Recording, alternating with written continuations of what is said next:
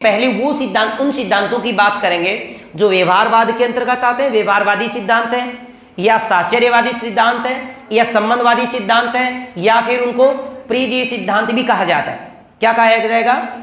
व्यवहारवादी, साहचर्यवादी, संबंधवादी, परिधीय सिद्धांत। जिसमें सबसे पहले हम बात करें कि वो सिद्धांत पढ़ेंगे जिन सिद्धांतों के अंदर पुनर्बलन की बात की गई, पुनर्बलन की बात की गई, पुनर्बलन की व्याख्या की गई। तो आप मेरे साथ दोगे थोड़ा सा। पहला जो सिद्धांत पढ़ेंगे वो प्रयास त्रुटि का सिद्धांत, प्रयास त्रुटि का सिद्धांत है। और प्रयास त्रुटि का सिद्धांत दिया किसने? इस बंदे ने दिया है, और इस बंदे का नाम है एडवर्ड ली थॉर्नडाइक। अमेरिका का वासी है, अमेरिका का रहने वाला है।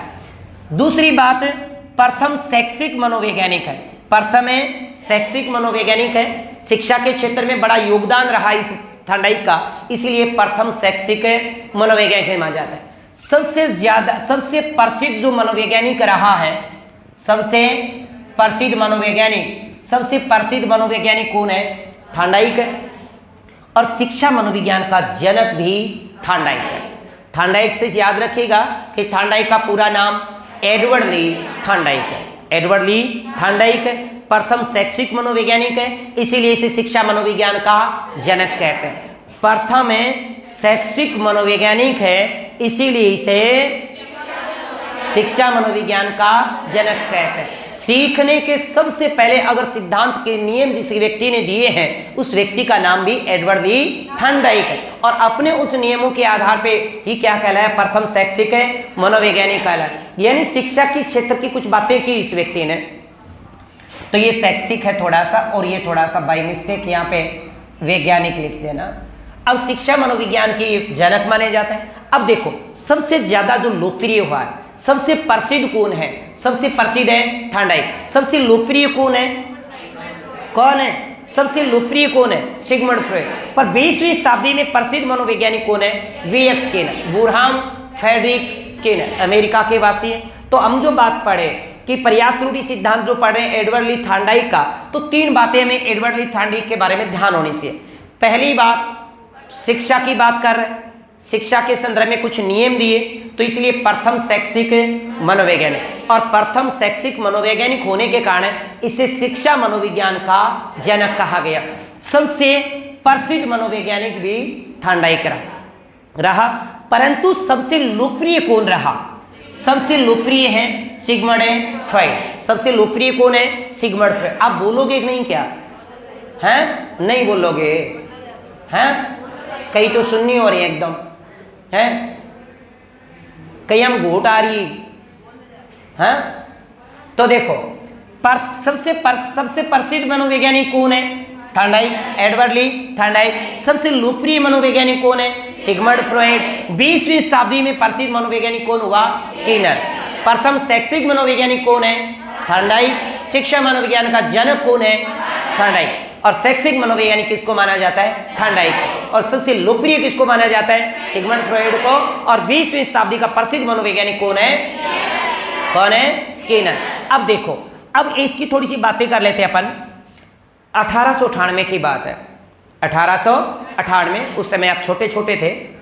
1898 की बात थी, तब इन्होंने पीएचडी कर रहे थे। और पीएचडी के दौरान इन्होंने एनिमल इंटेलिजेंस नाम से एक शोध पत्र लिया। क्या दिया? शोध पत्र। और उस शोध पत्र में वो पशुओं पर प्रयोग कर रहा था, पशुओं के बारे में बता रहा है। द एनिमल्स इंटेलिजेंस से इनका एक शोध पत्र है जो 1898 में प्रकाशित हुआ। उस शोध पत्र में पशुओं के व्यवहार के संदर्भ में कुछ बातें की गई और अपने प्रयोग की बात भी इसी में की। और इसमें पशुओं के व्यवहार पर प्रयोग कर रहा था। पशुओं के व्यवहार पर प्रयोग करने वाला ये पहला मनोवैज्ञानिक रहा। पशुओं के ऊपर प्रयोग करने वाला पहला मनोवैज्ञानिक कौन है? थॉर्नडाइक। कौन है? इनका शोध पत्र का नाम क्या था? Animals intelligence. इसमें किस पर प्रयोग कर रहा था वो? पशुओं पर प्रयोग करने वाला या पशुओं प्रयोग करने वाला कौन है पहला व्यक्ति? थॉर्नडाइक। अब देखो, थॉर्नडाइक ने इसी एनिमल्स इंटेलिजेंस से जो इनका शोध पत्र था, इसी में इन्होंने बिल्ली पर प्रयोग किया। और उस प्रयोग को, इसी के अंदर जो प्रयोग किया, उस सिद्धांत का नाम दिया प्रयास त्रुटि। उस प्रयास त्रुटि सिद्धांत की हम बात करेंगे कि किस प्रकार से उसने व्याख्या की थी, क्या था ये। इसके बाद इन्होंने एक बुक प्रकाशित की शिक्षा मनोविज्ञान के नाम से, एजुकेशन साइकोलॉजी, 1913 में प्रकाशित हुई। 1913 में व्यवहारवाद का बोलबाला था। उसी समय इनकी शिक्षा मनोविज्ञान एक पुस्तक यानी एजुकेशन साइकोलॉजी 1913 में प्रकाशित होती। इस पुस्तक के अंदर शिक्षा मनोविज्ञान नाम से पुस्तक के अंदर इसने सीखने के 3 नियम दिए। सीखने के नियम मुख्य और गौण, 3 मुख्य दिए और 5 गौण। सीखने के नियम दिए, 3 मुख्य दिए और 5 गौण नियम।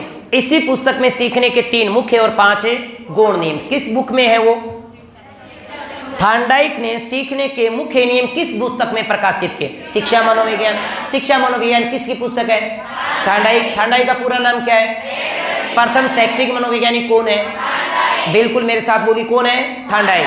और शिक्षा मनोविज्ञान के जनक कौन है? सबसे प्रसिद्ध मनोवैज्ञानिक कौन रहा? सबसे लोकप्रिय कौन रहा? 20वीं शताब्दी में प्रसिद्ध कौन है? स्किनर। और द एनिमल्स नाम से, द एनिमल्स इंटेलिजेंसी के नाम से शोध पत्र किसका है? कब प्रकाशित हुआ था? किस पर प्रयोग किया था इन्होंने? पशुओं पे प्रयोग करने वाला, पशु व्यवहार पे जानने वाला पहला मनोवैज्ञानिक कौन है? थॉर्नडाइक। शिक्षा मनोविज्ञान नामक पुस्तक किसने लिखी? अच्छा, थॉर्नडाइक ने प्रयास त्रुटि सिद्धांत किस में लिखा था? द एनिमल्स इंटेलिजेंसी, ठीक है ना, इस पुस्तक में था। अब देखिएगा, हम बात कर लेते हैं कि प्रयोग था क्या। इस प्रयोग को समझेंगे और इस प्रयोग को समझने के बाद हम इसके सिद्धांत के दिए गए सारे उपनाम एक साथ याद हो जाएंगे। रट्टा नहीं मारना है, रटना मना है, रटना तो है ही नहीं। थॉर्नडाइक ने एक भूखी बिल्ली ली, एक बिल्ली ली। बिल्ली ने भूखी थी नहीं तो भूखी राखी होगी, एक दिन भूखी हो जाए। अब न्यू कोनी की बिल्ली भूखी अंडा ही उसके दपी अंडी हो। अब एक बिल्ली ली, उन भूखी रखी, एक पिंजरे में बंद किया, पिंजरे में एक लीवर लगाया गया। ये जो लीवर आपको दिख रहा है, और यहां से एक रस्सी से दरवाजे से लगा दिया। जैसे ही लीवर दबेगा दरवाजा ऊपर की ओर खुलेगा। पहला काम, पहला तो इन्होंने एक पिंजरा लिया है और उस पिंजरे में एक इस प्रकार से लीवर लगा दिया। ये लीवर, ये देखो बिल्ली है। अब बिल्ली ने क्या किया होगा? बिल्ली के सामने क्या रखा? बिल्ली के सामने एक मछली का टुकड़ा रख दिया। मछली का टुकड़ा, बिल्ली के सामने क्या रखा गया? एक मछली का टुकड़ा रखा गया और भूखी बिल्ली को पिंजरे में बंद कर दिया गया।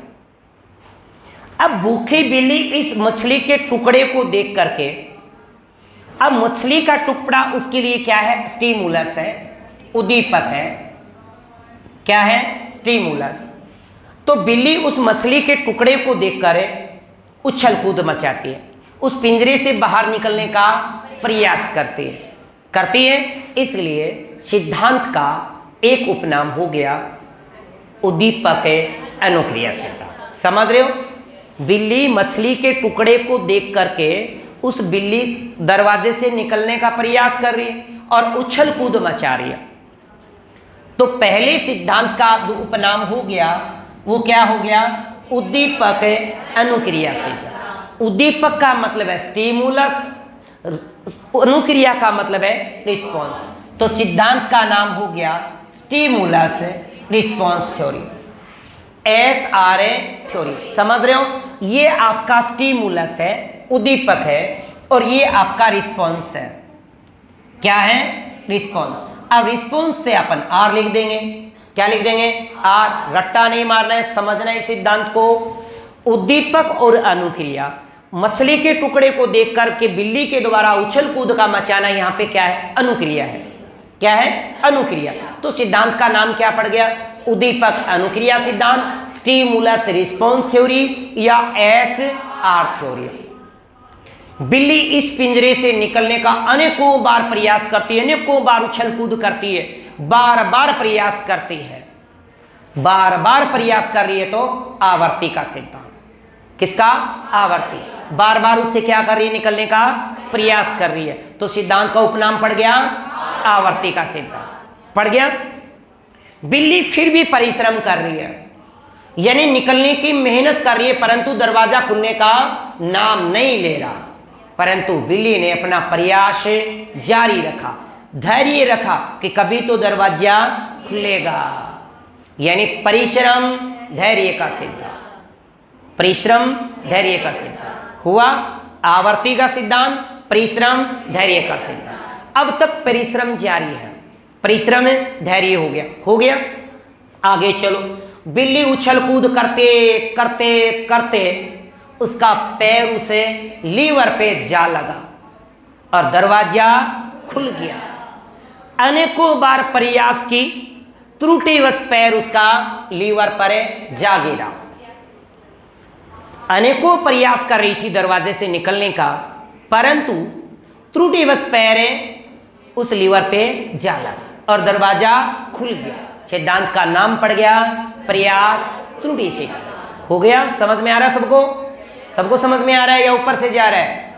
समझ में आ रहा है। तीसरा ऑप्शन है, दो ही ऑप्शन है आपके पास, या तो समझ में आ रहा है या ऊपर से जा ही रहा है। तो मुझे लगता है कि पहला ऑप्शन ठीक रहता आपके लिए, है ना? समझ में अच्छे से आ रहा है और हम समझा रहे हैं तो शायद समझ में आ ही रहा होगा, है ना? हाँ, आ ही रहा होगा, बाकी तो आप मर्जी है। इसके बाद देखिएगा क्या होता है। आपने प्रयास त्रुटि नाम निकाल लिया, हो गया। अब दरवाजा खुल गया और बिल्ली बाहर निकल गई। दरवाजा खुला और बिल्ली बाहर निकली। क्या आगे यही क्रिया बार बार दोहराई गई? आगे यही क्रिया बार बार। तो बिल्ली ने उछल कूद मचाई, फिर देखा कि पैर लीवर पे रखने से ही दरवाजा खुलता है। बंद हो गया, एक बोंड हो गया।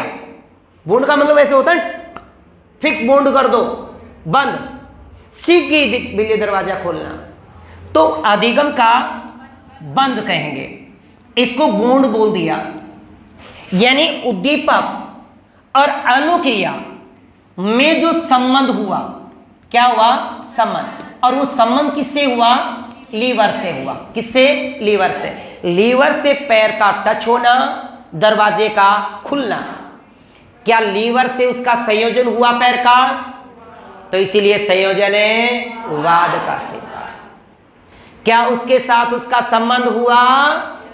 इसीलिए सिद्धांत का नाम संबंधवाद का सिद्धांत। समझ रहे हो? लीवर के साथ पैर का संबंध हुआ, लीवर के साथ पैर का संयोजन हुआ, तो संबंधवाद या संयोजनवाद। बूंद बन गया कि दरवाजा लीवर पर पैर रखने से खुलता है, तो अधिगम का बंद सिद्धांत।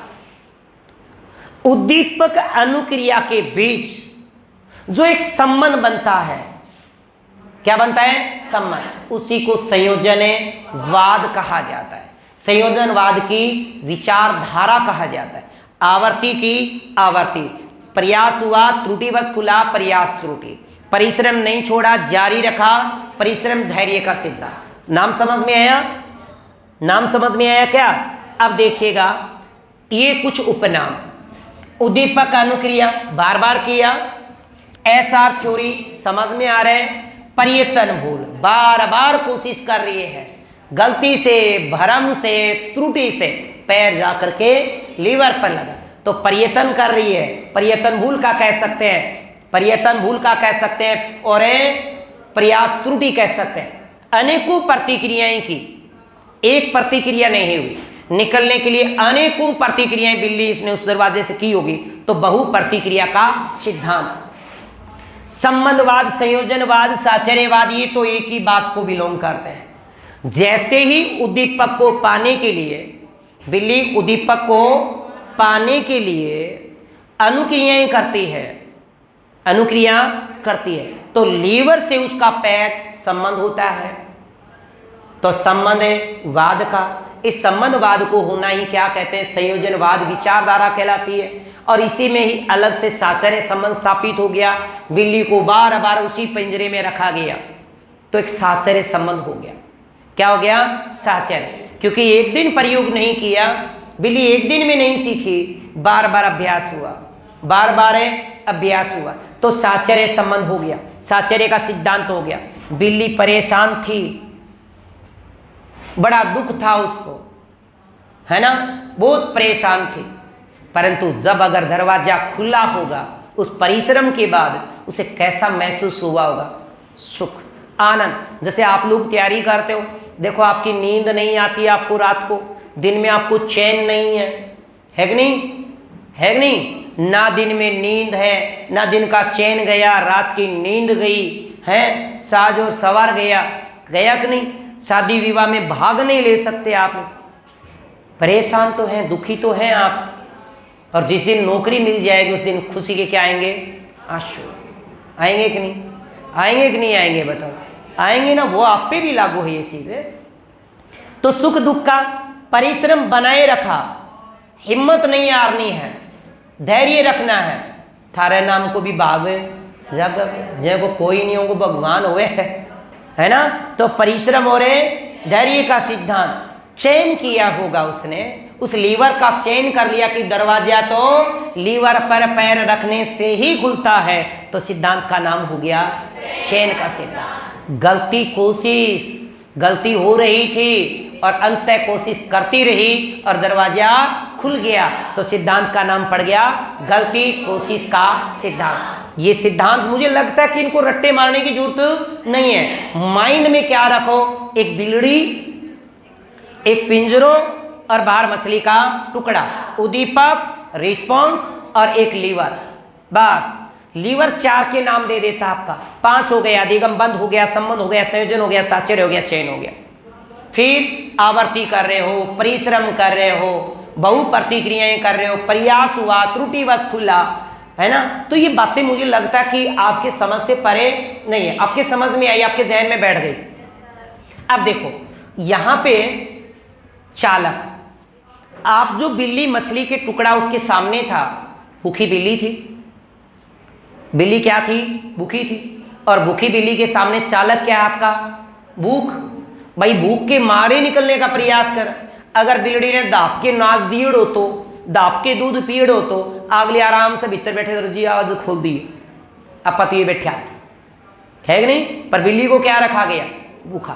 जैसे आप भूख लगी हो, आपको भूख से प्यास, भूख प्यास से आप है, मान लो भूख लगी हो, प्यास लगी हो, तो आप बैठे रहते हो क्या, नहीं, क्या कहते हो, जी लिकड़े ईब को नहीं बर्दाश्त, रोटी खाऊंगा मैं तो पहले, बाद में काम करूंगा, बाद में पढ़ूंगा, है कि नहीं। या काम कर रहे हो, प्यास लगी है तो क्या होगा, पहले पानी पीवांगा, बाद में काम होगा, आपने इस काम को नहीं, आप तो ये बैठा को नहीं हुआ काम हमारे से, क्यों, क्योंकि चालक आपको क्या करता है, कार्य करने के लिए प्रेरित, यानी उस कार्य विशेष को प्रेरित करेगा आपको। तो चालक या अभिप्रेरक क्या था, भूख था। उद्दीपक के रूप में क्या था, मछली का टुकड़ा, जिससे भूख की संतुष्टि हो सकती है, उसे क्या बोलते हैं, प्रोत्साहन बोलते हैं। आगे इस सिद्धांत में जब आप क्लार्क हल को पढ़ेंगे तो इस बात की पूरी व्याख्या पढ़ेंगे जनाब, किसकी, भूख प्यास हो रहे, नींद की, चालक उद्दीपक, एक तो चालक की आवश्यकता, चालक और प्रोत्साहन की, है ना, चर्चा करेंगे अपन उसमें। अब देखो उद्दीपक वह प्रेरक होता है जिसको पाने के लिए व्यक्ति या प्राणी कोई विशेष प्रक्रिया करे। आपके अंदर कोई भी चीज, ये पेन आपका प्रेरक का काम कर सकता है, आपके सामने आईना पड़ा है तो भी वो प्रेरक का काम कर सकता है कि देख लो मैं कैसे लग रही हूं। हाँ, हर चीज जिसको देखकर, जिन वस्तुओं को देखकर आप कोई प्रतिक्रिया करते हो, सब चीजें प्रेरक है। कोई भी चीज हो सकती है, आपके सामने मोबाइल पड़ा है, प्रेरक है साहब, रुका नहीं जाता, देख लेते हो 5 मिनट, देख लिया छोड़ दिया, बाद में 10 मिनट सोचा और देख लेते हो 5 मिनट, ये भी क्या है, वो आपको प्रेरक का काम कर रहा है आपके लिए। किसका काम कर रहा है, प्रेरक। यानी जो चीजें आपको कार्य करने के लिए मोटिव कर रही हैं वो सब प्रेरक हैं, सब क्या होंगे, प्रेरक। समझ पा रहे हो। इसके बाद देखेगा, एक होता है संयोग या सफलता। बिल्ली के द्वारा अनेकों प्रतिक्रियाएं की, संयोगवश उसका पैर लीवर पर गिरा और दरवाजा खुल गया। पहली बार दरवाजा खुलना मात्र एक संयोग था, अधिगम नहीं था, मात्र एक संयोगवश था कि पैर लीवर पर गिरा, दरवाजा खुल गया, ये अधिगम नहीं था। परंतु प्रयास त्रुटि क्या थी कि पहली बार संयोग से दरवाजे उस लीवर पे पैर टिका होगा और त्रुटिवश दरवाजा खुल गया होगा। प्रयास त्रुटि पहली बार दरवाजा खुला और यही आपका संयोग था। संयोग भी पहली बार दरवाजा खुलना और प्रयास त्रुटि भी पहली बार है दरवाजा खुलना। परंतु अधिगम, दोबारा बिल्ली को रखा गया, उछल कूद की और लीवर पर पैर रखा और दरवाजा खुल गया। अब बिल्ली समझ गई, बिल्ली शाणी हो गई भाई, बिल्ली की हो गई शाणी का दरवाजो तो मोटो और लीवर का ऊपर पैर रखे खुले। अब बिल्ली सीख चुकी है, पहले बिल्ली सीखी नहीं थी। पहले में बिल्ली सिर्फ संयोग मात्र दरवाजा खुला, प्रयास त्रुटि मात्र दरवाजा खुला, पर दूसरी बार दरवाजा जब खुला तो बिल्ली दरवाजा खोलना सीख गई।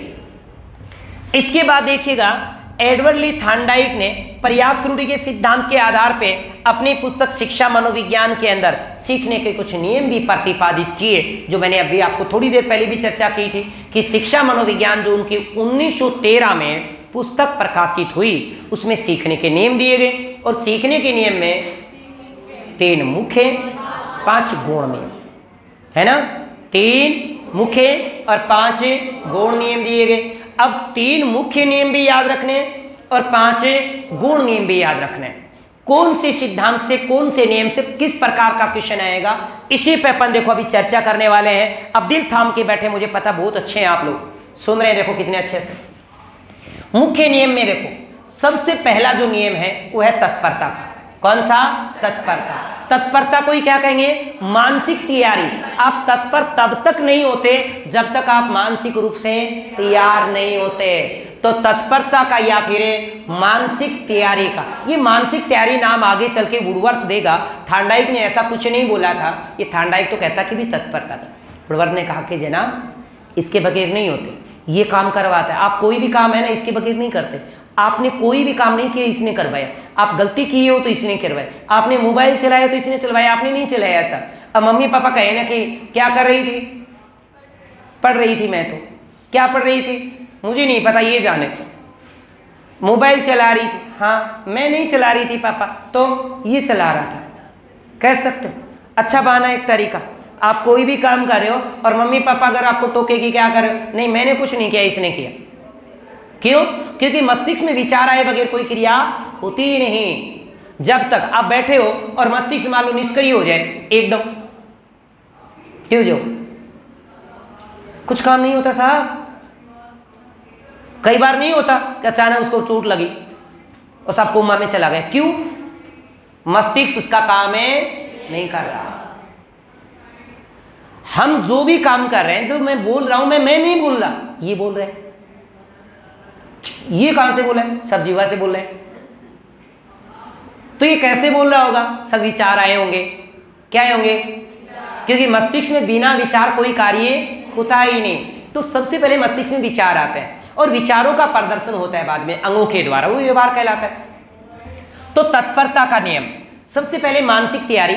2 नंबर जो होता है वो होता है अभ्यास, और 3 नंबर है प्रभाव, संतोष, परिणाम। पहला मुख्य नियम है तत्परता या फिर पर मानसिक विन्यास नहीं।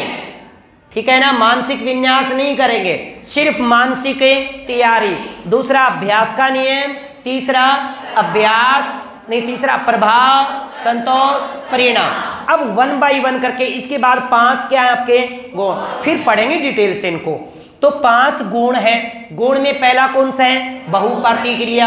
अनेकों प्रतिक्रियाओं के बावजूद ही तो बिल्ली दरवाजो खुलनो सीखी कौन खुली? अब देखो जिको आप सिद्धांत पढ़ो ने, अब सारी बातें वहीं से बिलोंग करेंगे। तत्परता से, मानसिक तैयारी, अभ्यास, बार बार अभ्यास से, प्रभाव, संतोष, परिणाम। दरवाजा खुला, उसको पता चला कि भी हाँ यहां से दरवाजा खुलता है। बहुप्रतिक्रिया की होगी, आंशिक क्रिया की होगी। बहुप्रतिक्रिया, आंशिक क्रिया, मनोवृत्ति या मानसिक स्थिति या मानसिक विन्यास। मनोवृत्ति, मनोवृत्ति क्या होती है? आपकी मानसिक स्थिति, आपकी धारणा, आपकी धारणा। कई बार आपने सुना होगा टीवी पे कि आप इसके बारे में क्या विचार रखते हैं। मुंह कर में ही वो डंडों से लगा ही दे, है ना। अब क्या विचार बताइए इसके बारे में, क्या विचार, क्या करें, आप अपनी धारणा बता रहे हैं, इसका मतलब है मनोवृत्ति क्या है आपकी, इसके संदर्भ में आपकी क्या धारणा है, आपकी मानसिक स्थिति कैसी है। अभी चुनावी दंगल चल रहे हैं और चुनावी दंगल में देखिएगा बार बार पूछे जाते हैं, आप बताइए किसको जिता रहे हैं, अरे कोई जीते हमें क्या लेना भाई, वो अपने काम कर रहे हैं। इसके बाद मनोवर्ती, मानसिक स्थिति और मानसिक विन्यास। इसके बाद अगला है आत्मीकरण या फिर समानता। आत्मीकरण, समानता, सादृश्यता और पांचवा है साहचर्य। तो मुख्य नियम 3, गौण नियम 5। पहले नाम याद होने से है। मुख्य नियम में पहला है तत्परता, तत्परता को कहेंगे मानसिक तैयारी, 2 नंबर अभ्यास, 3 नंबर प्रभाव, संतोष, परिणाम। अब इसके बाद आइए आप गौण नियमों में, गौण नियम कौन कौन से, पहला बहु प्रतिक्रिया, आंशिक प्रतिक्रिया, मनोवर्ती, मानसिक स्थिति, मानसिक विन्यास और फिर आत्मीकरण, सादृश्यता, समानता, सादृश्यता और साहचर्य। याद हुए, ये आपको 3 मुख्य 5 गौण नियम याद होने चाहिए। प्रश्न पूछा जा सकता है कि निम्न में से कौन सा मुख्य नियम नहीं है, तब वो लिखेगा मानसिक तैयारी का नियम और लिखेगा मानसिक स्थिति का नियम। गलत हो जाएगा, यही बस बात याद रखेगा। अगर प्रश्न बना रहा है एग्जामिनर तो एक प्रश्न अच्छा बनेगा कि निम्न में से कौन सा मुख्य नियम नहीं है, तब तत्परता का नाम नहीं देगा, तब देगा समानार्थी वर्ड जिसमें आपको भ्रम हो, मानसिक तैयारी का नियम, मानसिक स्थिति का नियम, जबकि ये नहीं है साहब। समझ रहे हो, मानसिक स्थिति तो आपकी धारणा है, क्या कहता है आपका माइंड, वो है, इसके संदर्भ में क्या विचार है आपके, क्या मत है, वो आपकी धारणा है। आगे बात समझ, बाकी अपन चर्चा करेंगे इसके ऊपर है कल डिटेल से, जैसे 3 मुख्य नियमों को और 5 गौण नियमों को डिटेल से पढ़ेंगे अपन, ठीक है। तो कल कोई भी छुट्टी ना मारे।